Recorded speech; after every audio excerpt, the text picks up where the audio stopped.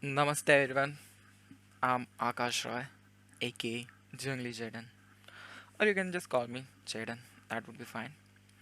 So, in today's video, I'm just going to give you the brief introduction of blueprints in Unreal Engine.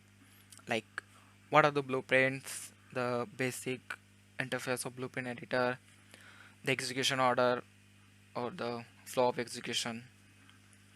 So, let's just don't waste time and jump into the blueprint. So, I hope you already know like how to create the project using Unreal Engine. So I'm not going to show all those process today. So I just created a normal project using third person template, and you can see this is the default map or the thing. So we have this our third person character which come with the third person character blueprint. So we are going to use that blueprint to explain all those terminology which I'm going to explain today. So let's just go to the content, third person blueprint folder again, then third person character blueprint, double click on that and it will open this event graph. So this is basic interface of blueprint. So don't get scared while seeing all this like messy things here. Those are the nodes which is connected to each other in the order to follow the execution. So the first thing is, what is the blueprint? Well, I can say blueprint is a mind of your project where all the set of rules are placed together, or the logic placed in this event graph in a manner to execute your set of rules or the logic, like we can say. Like if you put some door in your game and you want that door to be interact when you reach there or when you press the button.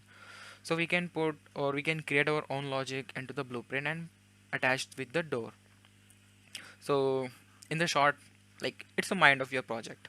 So whatever the task you are assigning through the blueprint is going to execute into the level or into the game. So or in other words, I can say it's a visual scripting language which allows you to create your own logic inside the game or inside the whole project, which doesn't require the knowledge of coding like C++ or anything. So if you are an artist or if you don't know the basics of programming, you can use all this visual scripting that make your work very easy, and you're ready to go make your own game without knowing of those C++ and all thing. And yeah, with the help of blueprint we can create an interactive experience in our game or in our level. Like we can burst a particle effect, we can trigger AI, we can turn off the light on and off, and so many things. So that's why we need a blueprint to make an interactive experience into our project. So that's a blueprint, and now let's just talk about the blueprint interface. So when we click on the third person blueprint, it will open this particular tab or yeah, particular tab. So in the tab we have this at the very left top, it's component tab. Then we have this my blueprint. Then we have this detail panel at the very right side. Then we have this viewport, construction script, event graph, compile, and the shaft compile, save, browse, find, and so many things. So I'm going to talk about all this like one by one. So let's just shift to the viewport first. Then we'll talk about the this. So what is a viewport? A viewport is a visual representation of your blueprint. So whatever the components, as we can see in this component tab, uh, whatever the components attached to our blueprint, component is a part of your blueprint. Like let's suppose viewport is in a garage, and in the garage we have to see the different parts of our bike or our car. So we can see like there is a wrench, there is an engine, and so many things. So we can add and we can see in the garage like, okay, this is my final output, or this is my how is my bike is going to be modified after adding other extra components and all. So that's a component tab. So whatever the component we add through this add component button, whether it's an audio file, it's point light, it's rectangle light, it's a sphere, static mesh, skeleton mesh, and so many things, like almost everything which helps to make an interactive experience, we can add into this component tab, and which allow us to put set of roles and combine together. So this third person blueprint is already come with this capsule component, which you can see in the yellow outliner. And when we click on the capsule component, we can see the all the detail related this capsule component in this right side, the detail panel. So you can see the all the details related to this capsule component are here. So we can modify, we can change, or we can interact with all these details. Same for the arrow component. So while arrow component don't have any details, so it then we have this mesh component. Inside the mesh component, we can see all this animation, then the mesh related things, materials, and so many things. So that's the detail panel. Then this camera boom, again camera related settings into the detail panel. Then the follow camera, same for this. Then we have this construction script, which is, well, construction script is a function. So again, this is a visual representation of the construction script, and you can also see it in the my blueprints tab. So my blueprint tab is responsible for all the functions or logic we are going to create into blueprint. We can see all this related things into this my blueprint. So whether we created a variable, we can see the variable in here.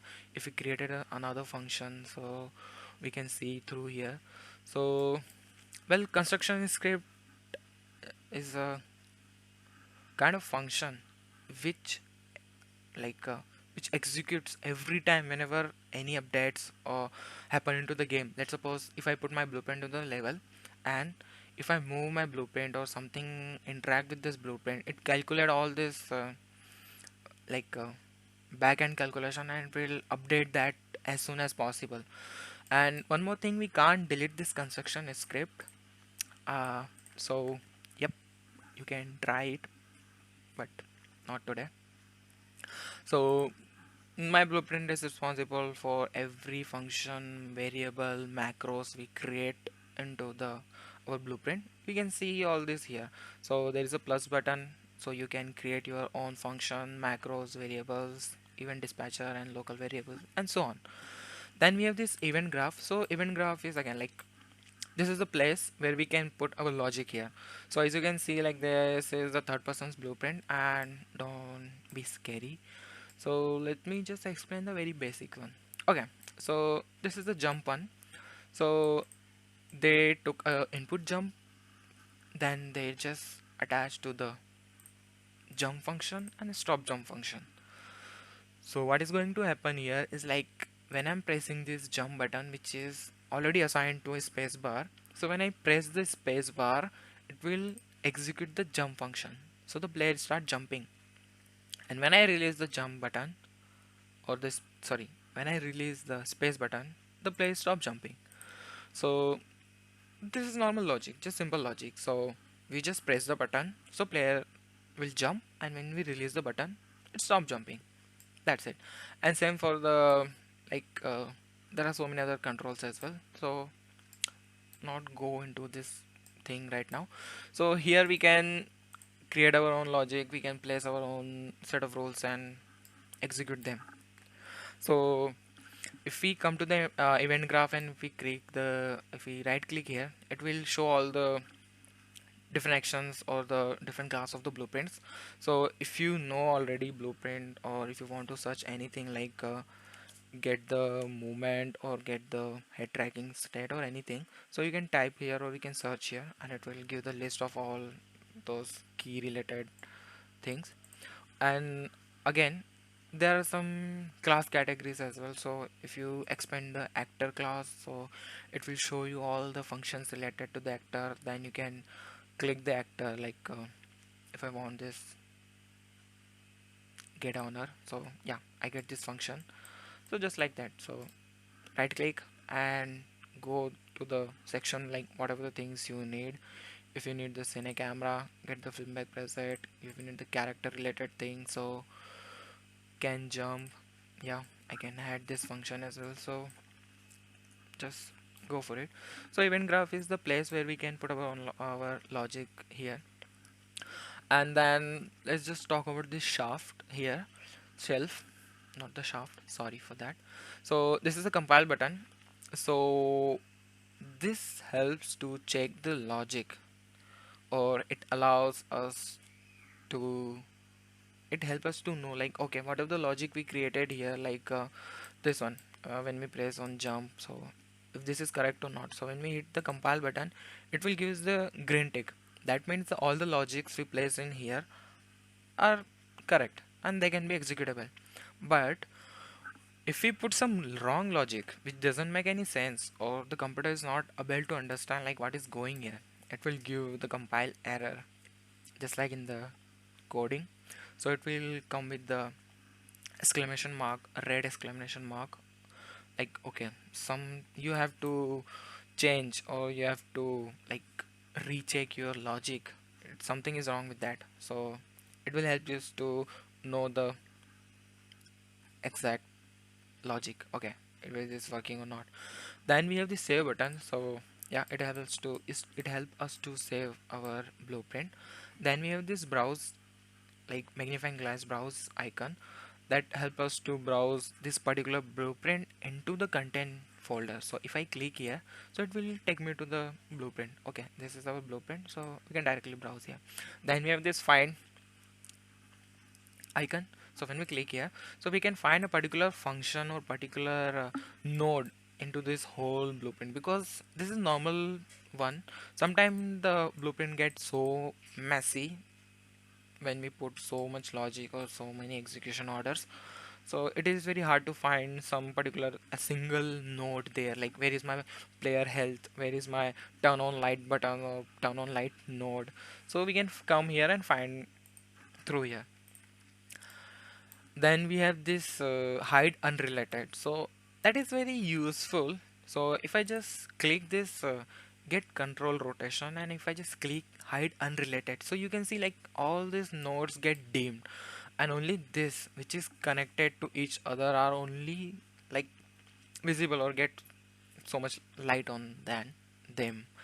So that is very useful, like we can only see the set of particular, like okay, this function or this node is responsible for that logic only.